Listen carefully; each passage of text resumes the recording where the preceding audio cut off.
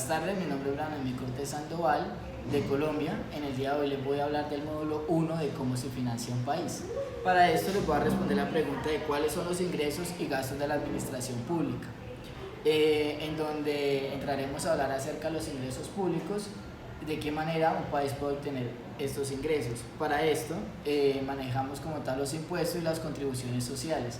Los impuestos se dividen en dos partes, los impuestos directos y los impuestos indirectos. Los impuestos directos son todos aquellos impuestos que recaen sobre el ciudadano o sobre la persona natural del Estado colombiano por obtener bienes, ya sean como autos o bienes raíces, en este caso sería casas. Los impuestos indirectos son aquellos que recaen sobre los consumidores de todos aquellos productos de la canasta familiar, como sería el IVA. Y en este caso sería el 19%.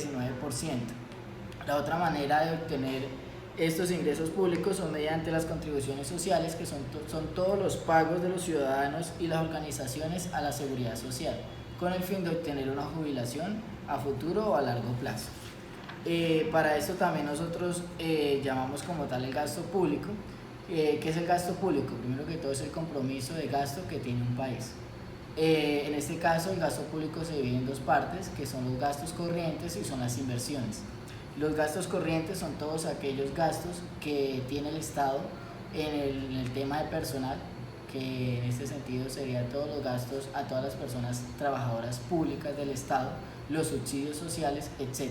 Y las inversiones son todas aquellas obras sociales que benefician al país en temas como tales de hospitales, educación, carreteras y en el mismo sentido pues del transporte. Para esto le hemos traído un dato importante del año 2018 de Colombia, y es en qué invierte mi país. Dentro de las 5 principales inversiones que pretende realizar en este 2018 nuestro gobierno está educación, defensa y policía, trabajo, salud y protección y hacienda. Estos son datos tomados directamente de la página del Ministerio de Hacienda de la República de Colombia. Tenemos que tener claro también que gastar más o menos dinero no indica que sea efectivo o eficiente este gasto público. Es por esto que para poder dar una viabilidad o darle una evaluación efectiva es importante tener 2 puntos a considerar, y uno de ellos es verificar el impacto de este gasto social, si de verdad es benéfico para la sociedad o no, y el segundo es conocer este tipo de inversión, qué tan esencial es en el territorio y las personas donde nosotros lo vamos a realizar. Para esto, para concluir la parte del gasto público, tenemos que tener en cuenta y mirar siempre el volumen, el impacto del sector y como tal la cantidad de inversión que se va a realizar.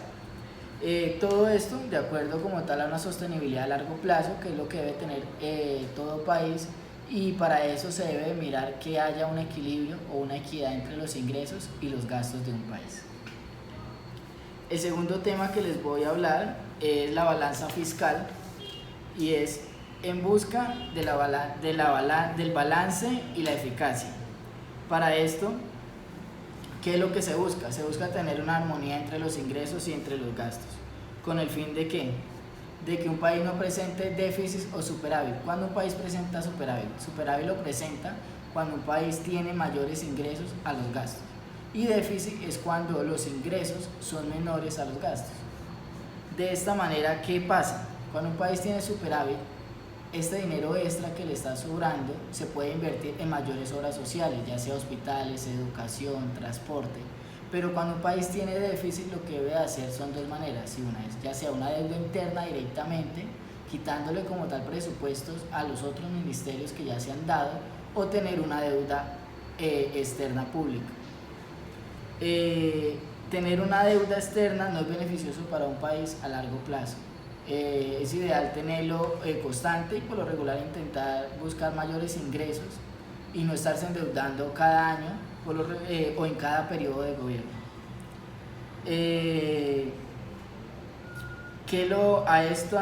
Con base en esta deuda pública o en esta superávit o déficit del gobierno, es lo que nosotros llamamos tener una buena salud fiscal. Esta buena salud fiscal, para eso hay 3 pasos muy importantes. El primero de ellos es el compromiso político, el segundo son los acuerdos institucionales y el tercero es un desempeño favorable de la economía. ¿Por qué? Porque esto es lo que nos indica a nosotros tener un riesgo país. El riesgo país es El riesgo país es, como su nombre lo indica, el riesgo que tiene un país frente a las entidades financieras externas y frente a los inversores. De esta manera podemos tener un riesgo país positivo o un riesgo país negativo.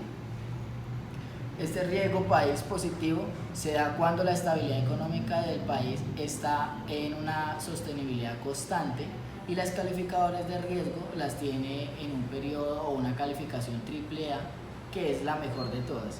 Cuando un país no está en riesgo es porque la economía es muy volátil, lo que hace que las calificadoras de riesgo pueda darle una calificación de D.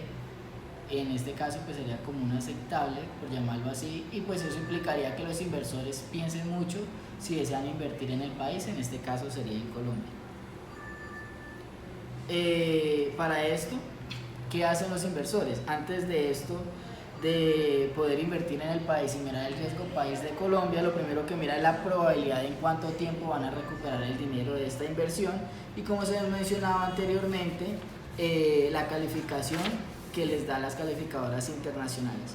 Es por esto que para finalizar este video es primordial que un gobierno planifique el presupuesto antes de iniciar el gobierno. Con este fin se conoce cuáles son los ingresos y gastos que tiene para su periodo de gobierno y de esta manera poderlos invertir de la mejor manera. Espero les haya gustado, muchas gracias.